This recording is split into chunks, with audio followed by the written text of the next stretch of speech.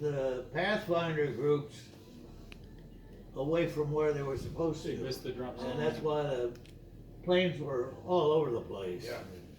It was a big mess. But I was in the Air Force for 24 years, and as long as the engines were running, I'm not getting out. Oh. You guys get out with the engines running. That's not a good thing. I tell them, why would you jump out of a good plane? I mean, they do that now. Kids are 18, they join the Army. Who wants to be a paratrooper? They'll jump up. Yeah.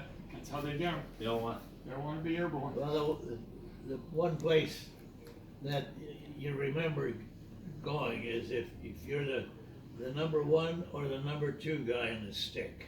On the stick. The number one guy is the guy who's standing in the door. The number two guy is right next to him. So you're looking and you're seeing the ground go by out here. Yeah.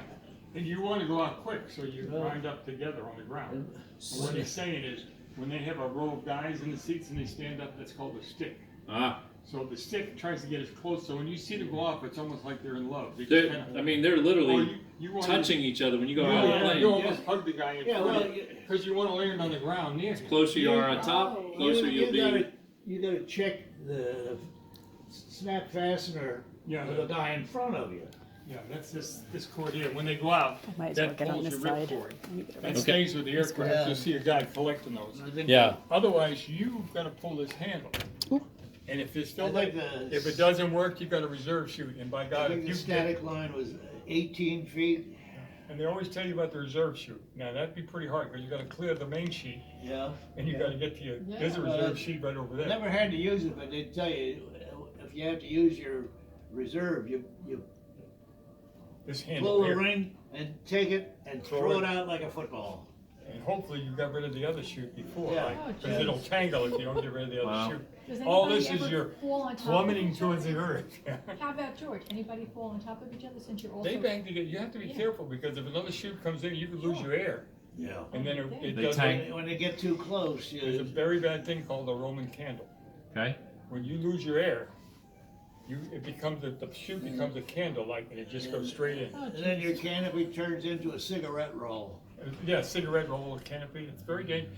They try to get away from each other, and you can do a little direction, not too much with those chutes though. Yeah. There's a little bit. Yeah. The bad part is when you hit the ground with all that gear. Well, I landed in a tree once. Oh, wow. Were you Soft landing? landed at Normandy? Jeez. No, No. I came in during the Holland Did you do varsity? Market Garden. Market Garden and varsity? Yeah. Okay. Market Garden was an operation, if you watch a movie, A Bridge Too Far. Have Okay. you seen that movie? No, I haven't Oh, you heard. gotta watch that, it's all about him. Okay. Oh, wow. It's called A Bridge Too Far, they tell you all about it. And then after that, they were in an operation called Varsity, where they jumped over the Rhine. Okay. That was a little better operation. The 17th Airborne, the one that was after Market Garden, yeah. Yeah, you did Varsity too? So you had, how many jumps in combat? Oh, I never had to jump in combat. Oh, okay, very good. You're lucky man, somebody looking after you. God. Yeah. No, but you guys get a movie called A Bridge Too Far, and it's about the Operation Market Garden, it's called. And if he was in that, you'll see what he was Market doing. Garden was Bernard Montgomery's Oh, yeah. brainchild. It brings it out in the movie, yeah. He wanted everybody to go up around the Rhine and come down the other side. Who was your boss? General Gavin? Yeah. Oh, yeah. He was, General Gavin was General 28 Gavin. years old. He was just a How old? kid. Yeah. 20? How old? It was his late 20s. Late yeah. 20s. Late 20s, He was yeah. a- He was a general. Wow. And so wasn't the other guy that did the 101st. He was very young.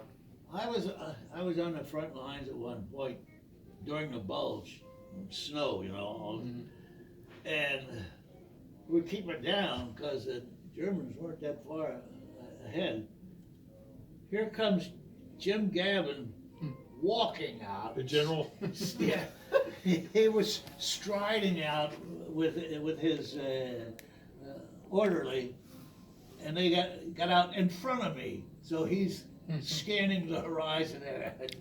It's called I don't friendly wanna do fire that. after that. Don't You want get to hit do them. that. You get out in He was front, it's a young. good thing called friendly Yeah. fire, right? Yeah, You get too far in front, you're gonna get shot by your own people. sure, sure. Now, when you went to the Battle of the Bulge, you guys are like rest and recreation, they called you up to help them out, right? You didn't jump, you were motored up Right, there. right. Yeah, We went up in open trucks. right. And supposedly, these guys are in rest and recreation, We were, It's, so what is We were, rest and recreation? R&R. You get the R&R, break. okay. They pulled the 82nd born back for rest and recreation, and then the Bulge happened, so they put them all in trucks. yeah. He remembers that, and they trucked them up in the winter and dumped them outside Bastogne, and they fought in the fields outside until Patton showed Oh up. my gosh. Wow. My I hero, was at Pat. I was at a movie